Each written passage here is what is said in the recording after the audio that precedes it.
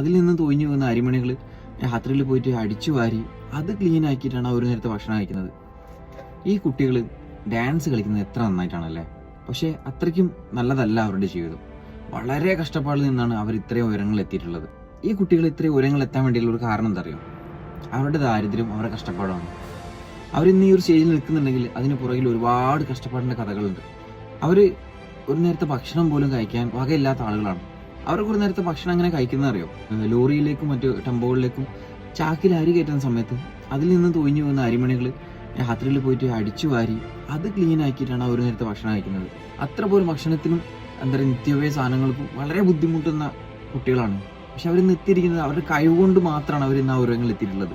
Normally എല്ലാവർക്കും ഉള്ള പോലത്തെ സ്വപ്നങ്ങളൊക്കെ തന്നെയാണ്. എന്ന് വെച്ചാൽ അവരുടെ നാടിനെ വീടിനെ നല്ല രീതിയിൽ ഉയർത്തണം, അവരുടെ ഡാൻസ് നല്ല രീതിയിലേക്ക് അറിയപ്പെടണം, എന്താ പറയുക, അവരുടെ അച്ഛനും അമ്മയെ നല്ല രീതിയിൽ നോക്കണം. ഇങ്ങനത്തെ നോർമലി എല്ലാ ആളുകൾക്കുള്ള സ്വപ്നങ്ങൾ തന്നെയാണ് അവർക്കും.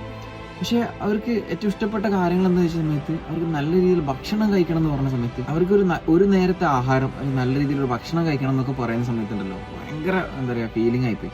കാരണം വെച്ചാൽ അവർക്ക് ആ കുട്ടി പറഞ്ഞ ഒരു ആഗ്രഹം എന്ന് വെച്ചാൽ ആ കുട്ടിക്ക് ഒരു നേരം എന്താ പറയുക എല്ലാവരും കഴിക്കുന്ന പോലെ നല്ല രീതിയിലുള്ള ഭക്ഷണം കഴിക്കണം, ഒരു നേരത്തെ പിസ്സ കഴിക്കണം എന്നൊക്കെ പറഞ്ഞ സമയത്ത് ഭയങ്കര സങ്കടമായിപ്പോയി. പിന്നെ ആ ഒരു കൊച്ചു പറഞ്ഞ ചെറിയൊരു കൊച്ചുണ്ട്, ആ കൊച്ചു പറഞ്ഞാൽ ആ കൊച്ചിന് ഭയങ്കര ജിലേബി ഇഷ്ടമാണ്, ജിലേബി കഴിക്കണമെന്നാണ് പറഞ്ഞത്.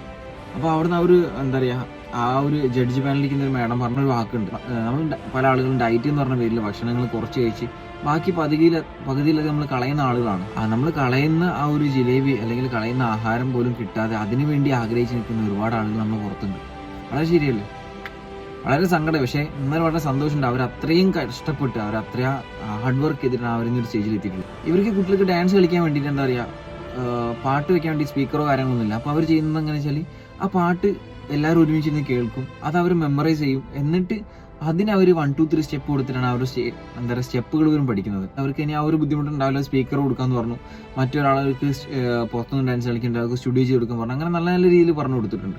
നമുക്കൊക്കെ എന്തെങ്കിലും നേടണം എന്നുണ്ടെങ്കിൽ സ്വപ്നം കാണുക, ആ സ്വപ്നത്തിന് വേണ്ടി ആത്മാർത്ഥമായി കഠിനാത്മകമായിട്ട് പരിശ്രമിക്കുക. ഇതുപോലെ എന്താ പറയുക കഷ്ടപ്പെട്ട് നമ്മൾ അതിനുവേണ്ടി പ്രയത്നിക്കുകയാണെങ്കിൽ നമുക്കും വിജയങ്ങൾ കൈവരിക്കാൻ പറ്റും. എന്തായാലും ഈ കുട്ടികളുടെ ഡാൻസ് വെച്ചാൽ അസാധ്യ പെർഫോമൻസ് ആണ്, ഒന്നും പറയാനില്ല. അവരുടെ ഓരോ സ്റ്റെപ്പുകളും ഭയങ്കര എനർജറ്റിക് ആണ്, വളരെ എന്താ പറയുക ഒരു ജീവനുള്ള ഒരു വെറൈറ്റി സ്റ്റെപ്പുകളാണ്. കംപ്ലീറ്റ് അവർ അത്രയും അതിൻ്റെ പുറകിൽ ഹാർഡ് വർക്ക് ചെയ്യുന്നതെന്ന് നമുക്കറിയാൻ പറ്റും. ഇന്നല്ലെങ്കിൽ നാളെ ഇവർക്ക് നല്ല രീതിയിലുള്ള നല്ല പൊസിഷനിലേക്ക് അറിയപ്പെടുന്ന നമ്പർ 1 ഡാൻസേഴ്സായി മാറും എന്നുള്ളതും ഉറപ്പാണ്.